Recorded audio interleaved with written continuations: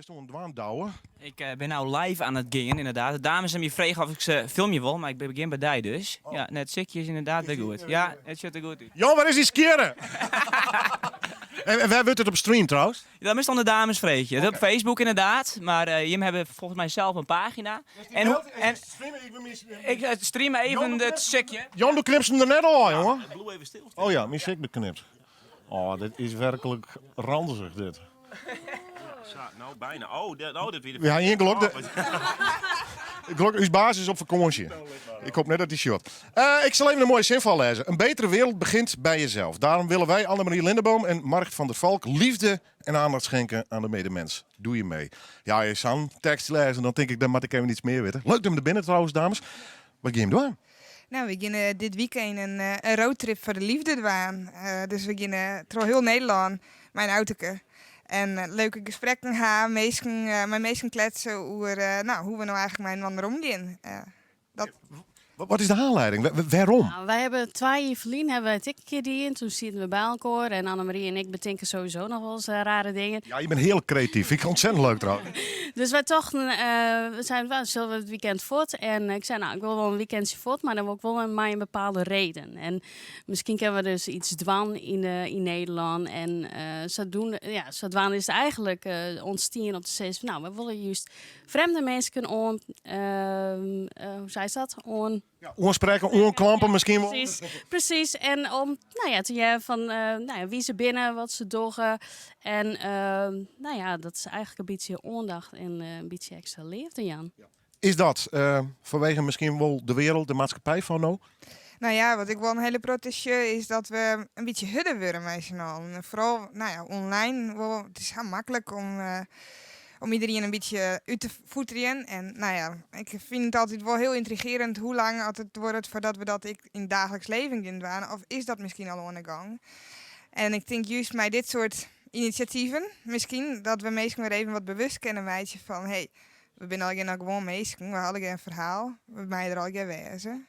Ik had het idee wel eens in wat toe is in mij in ieder geval dat we dat inderdaad wel eens vieren. Ik maak graag wat zitten en soms scherp, maar ik vind het zien eerlijk zijn. Ik lees de meeste commentaren net meer. Ik vind het verschrikkelijk. Nee, dat doet mij heel erg zeer. Soms dan wil gewoon ik echt, want ik doe heel veel online. En dan wil ik het gewoon eventjes uitzetten. En ik wil eigenlijk net mijn kop in het zand steken. Maar soms is het gewoon te volle. Te volle shit. Ja, wat merk ik wel eens op de meest onschuldige berichtjes die nergens ook in. En dan zit er een skelpartij waarin we helemaal van niks uitmaken. Ik denk, ja, waarom? Maar aan de andere kant, ik bedoel net cynisch. Maar kies die mensen berikken? Kies die mensen verrooien? Of wil dit meer van hemzelf uit? We toch eens een statement.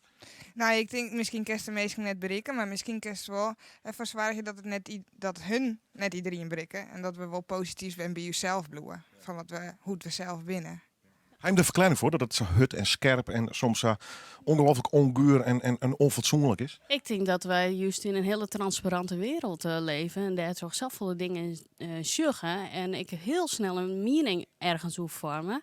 Wij toch weer heel makkelijk vanuit achter uw laptopje even dingen de wereld in slingeren.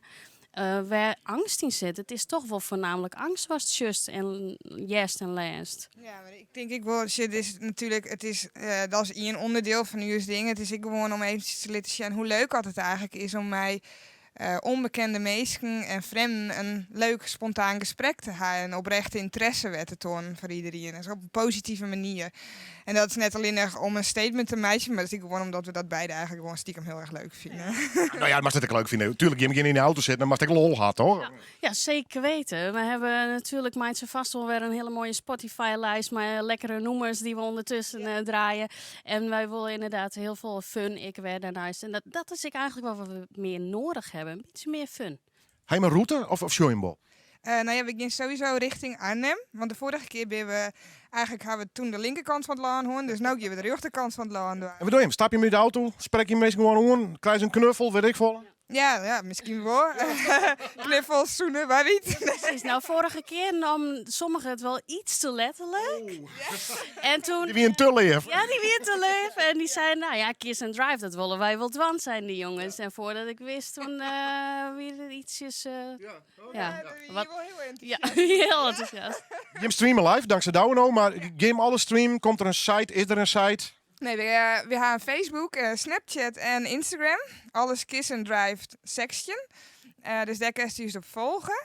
We beginnen inderdaad wel wat dingen live, maar eigenlijk de bedoeling is zoveel mogelijk beeldmateriaal te verzamelen en uiteindelijk een leuk filmpje te hebben. En maar ik nog wel even vermelden misschien dat wij onze auto gesponsord kregen. Ja, want Marcht hier geen auto meer en ik sowieso net autorijden, dus we hier eigenlijk wat een probleem. Beetje problematisch. Ja, toen dachten we, nou, rijdende wijze is wel heel fijn aan hem. Dus toen hebben we een auto geregeld van Orange Gas. En die filosofie paste heel mooi erbij. Tank positief, nou ja, positieve energie. Dus en in mei, een heel weekend in mei, gratis. Ik ben helemaal naar het verhaal game volgen. Succes. Doe voorzichtig. En je streamen nou live. Ik nog even. Wist je wat van dat metal tegen mij? We worden gewoon het leefde steken. We verhoren het gewoon. Meiden. Reinoud die shot volgens mij ook. En Carlos Hogendorp, volgens mij zit hij in Brazilië. Die shot nou ook live te zien. Dus je hebt wel wat volgers inderdaad. Dus ja, het is heel leuk. Succes. Succes. Ik vind het fantastisch wat je hem doet. En we komen er zeker voor om. Ja, dankjewel. Annemarie en Marcht. Super, super, super.